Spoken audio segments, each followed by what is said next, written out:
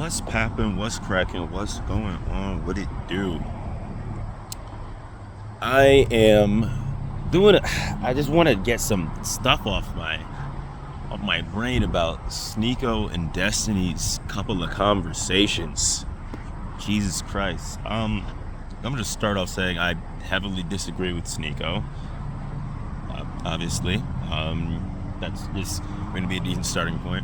So if you really do like or agree with Sneako, you'll disagree with my probably logic for why he makes his decisions. But just a couple of points. Like, I'm not going to get into the weeds, but even again, the beginning of his video when he's talking to Sneako talks to Nick Fuentes and he says that Destiny just believes everything the government says.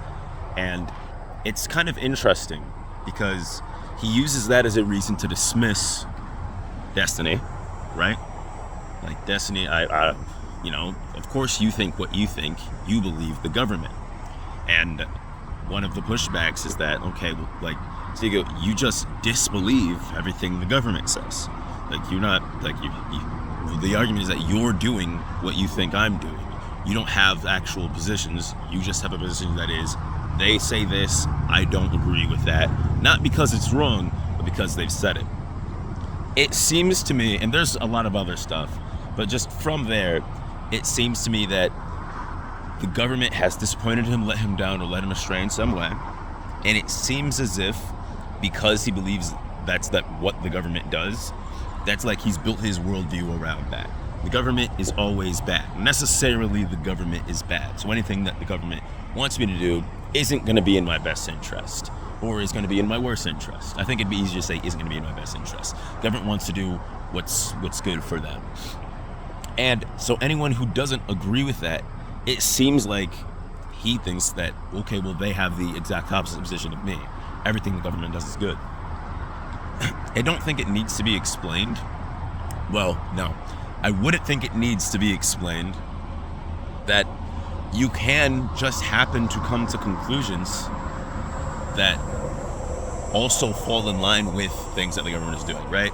Like, if you think, like, vaccines or whatnot, you think you seem to understand the science of vaccines.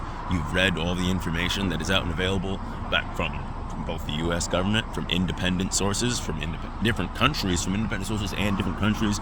You can browse sources that aren't even related to any specific business. And if you find all of those fit your conclusion that a vaccine or these recent vaccines are trustworthy, that might have nothing to do with the government. The government might just also be saying something that you independently came to a conclusion is true. But if no matter what you say, someone says, I do believe that this vaccine is a useful and good thing, someone's like, okay, well, you just think that because the government says that. Like, I can explain everything that I just explained. I could do more work and show the sources that I believe to justify my opinion. But I was like, yeah, well, the government probably made those websites. I'm like, well, no, they didn't. I was like, okay, we'll show some book that I'm like, oh, here's the author. I'm like, okay, well, this person's probably being paid off by the government. And then neither of us can prove that. But you started with that world. It's not just that you started with that worldview. When you start with the worldview that I do not trust the government inherently because the government is always going to be bad no matter what, which could be true, but when you start with that viewpoint and combine it with, if you agree with anything the government says, you are trusting the government inherently no matter what, and you combine that with there is infinite levels of possibilities how the government can make what they want to happen, and it doesn't matter. You don't need to prove it. You just say that it's not impossible that this could be the case, meaning it's probably likely that it is the case. That seems to be how people like him behave. And the massive issue, I mean, like, you can believe whatever you want as an individual person, but obviously people like, responsibility as like influencers, right? You're influencing different people's decision making.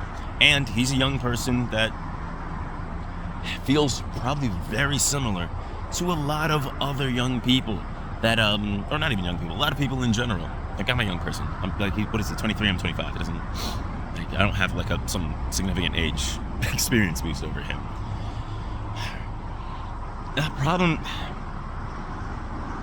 like, that seems to be the crux of the problem. Like, how do you talk to a person that has decided that he is right, not because of the information, not because there's a logical basis for his information, not because he's grounded in opposition, He's decided that he is right because the information that he thinks is right, he's decided is right. It's complete. I think a lot of information is circular, but it's way too early, the circular portion of it. Destiny asked him in the second of their 2 conversations, how does he figure out, or was it the first conversation? He asked him in one of the conversations, how do you figure out if something is true? And he said, okay, well, basically, it's like, okay, he has a lot of people checking him. He has people in his audience to check him and see what he's saying.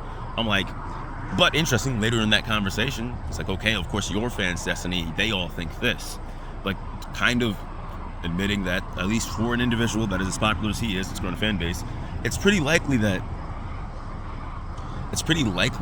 a fan is just going to agree with your position because they probably follow you because they're have pretty similar worldviews.